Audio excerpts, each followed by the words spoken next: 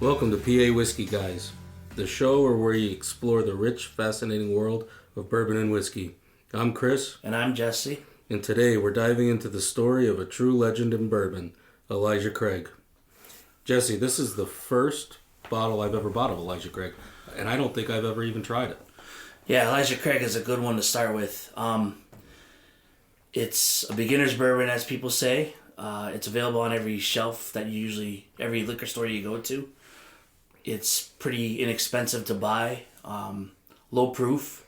So, especially if you're a beginner, low proof is kind of where you want to start. You don't want to get something that'll punch in the face, as they say in the industry.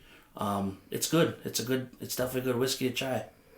Well, let's see if we can get a good bottle pop on this. Well, that was pretty good. Yep. This is a fresh crack, as you heard. Brand new bottle, bought the other day. We're going to pour it up. We're going to, obviously this is going to be our little review of this. We do have some tasting notes written down on paper as to what they suggest, but we're going to see if we can match what they say. We'll do our little tasting here ourselves. We'll smell it, we'll taste it, and then we'll give our own opinions on it, and then, we'll go from there. Yeah, sounds good to me. Don't forget a little bit sweetness. You can smell some sweetness in it. Yeah, I definitely smell sugar. They say brown sugar or baking spices is common, This is not the first whiskey that we've obviously tried, people, either, so we've had many before, but, starting from a fresh palate today, and this is our first sip of the day, actually, so... I smell caramel. I definitely smell caramel, or brown sugar. And then on the taste. Yeah, I'm getting the baking spices, as I said. Definitely getting, a little vanilla. I guess I'm getting oak. Again, my palate's not the greatest. I'm getting there. Some bourbons are more dominant than others, of course, but I definitely get a little oak, on the back end, on the finish. I believe I could taste the vanilla. I'll look at our tasting notes as according to the internet. On the nose it says vanilla, caramel, nut, and oak. We're getting some of those. I don't get the nut part. No, I don't taste the nut. On the palate, they say oak and vanilla dominates with a rounder mouthfeel. Mouthfeel is an often term that you hear, so... And then the finish, cinnamon and oak, with a lingering aftertaste. I get the lingering part. I don't know if I get the cinnamon too much. I don't taste cinnamon. And again, I'm not the best at picking out these flavors.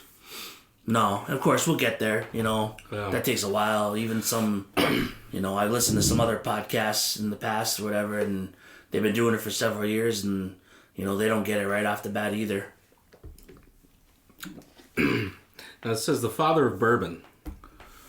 What do you think? What is the story behind that? Yeah, so the father of bourbon, Elijah Craig is credited as the father of bourbon. All the way back to the late 18th century, actually. He was a Baptist preacher.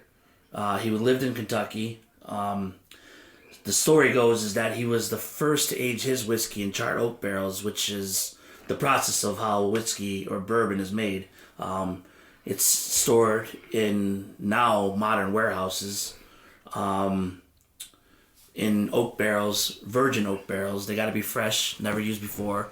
And they do char them to certain degrees, which we'll get into that in later podcasts, of course. There's a lot of different ways and processes distillers will go through and do all that, to make their end product. And this, you mentioned the later podcast. This is our first one, and I believe I have a lot of learning to do, and I hope we can bring light to newer listeners, people that are just getting into bourbon, and whiskey. You hear about the bourbon boom is dying off, and I hope not, because I'm just starting into it.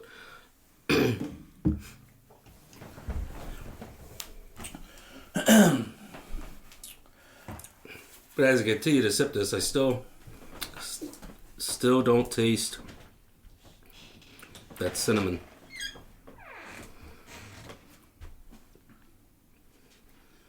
Yeah, I'm not getting the cinnamon either. I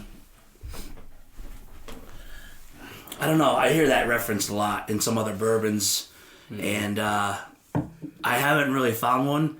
Not that I look for it. You know, sometimes I'm just drinking just to enjoy them.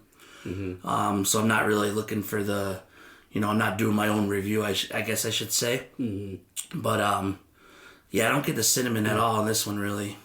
That's what I hope to learn, too, is as this goes, is how to pull out certain flavors, how to expand on that, and how to really know or explore what you're actually tasting. How do I know I'm tasting vanilla? Well, that's an easy flavor for me. But when you talk about leather and earth and the other flavors, tobacco's often referenced. Yeah. I'll branch out into the whole cigar world. Those flavors come from cigars as well, and I typically don't get them in cigars either. No, cigars is I don't taste half of the flavors they say we're supposed to in cigars. And that's why I think bourbon and whiskey is such an open, I'm not going to call it a hobby, but such open to interpretation to each individual, because everybody's going to get something different out of this. Oh, yeah, definitely. Everybody's palates are different for sure. I apologize for my voice to the listeners out there. I'm coming off a pretty great head cold here, and I feel my palate's not as fresh today as it normally is. I have had Elijah Craig before. In a mixer, mostly old fashions. I also have had it straight, or neat, I should say, not straight, neat. And I think I typically get a little bit more flavor. This seems a little less flavorful to me today, which again is probably just my palate, of course. It's definitely on the lighter side, I think. For me, I don't get hit with it. It's not an everlasting burn. It's definitely what I would consider a beginner bourbon. Anybody could pick up a bottle of this. I think it'd take a sip, and you're not going to wish you had a gallon of water to wash down with it or whatever. Yeah, it's 94 proof. Generally, I think under 100, my opinion. Anything under 100, it's really not going to give you that burn. It's not going to, you might get a little warmness in the back of your throat, whatever, but it's pretty good. It's doesn't kill you right off the start, which is, I think that's why they reference it as a beginner's bourbon or so. All right, so Jesse, what are these glasses we're drinking out of? Today we're using Glencairn glasses. I guess they're described as the world's best whiskey glass, if I could speak. They are designed to, funnel the aromas from the whiskey bourbon that you're drinking into your nose as you're sipping. Kind of like goes hand in hand with food. You get that smell. You can kind of decipher what food you're eating. Kind of goes the same way, although whiskey is a little bit different because the flavors are, I think, more complex, especially from bottle to bottle. I think I could definitely tell the aromas coming out of it. Drinking out of it. Yeah, there's many different glasses for many different things. Typically, in our case here, we're doing a tasting review or whatever you want to call it. We're sipping the bourbon neat, so we're using these glasses for that reason. There's rocks glasses if you're making an old fashioned. And I'm going to say you're not going to drop an ice cube down in this glass. No, definitely not. You won't be able to fit any ice into this. Yeah, a lot of people, funny you bring up ice, a lot of people use ice. They'll pour their bourbon, whiskey over ice. It takes the edge off, takes the bite off it a little bit, Lower proof whiskeys, me personally, I don't get that bite anymore. Mm-mm. You do get trained to that, you don't get that burn as much. Sometimes on the first sip of the day you do. but not too often for me anymore.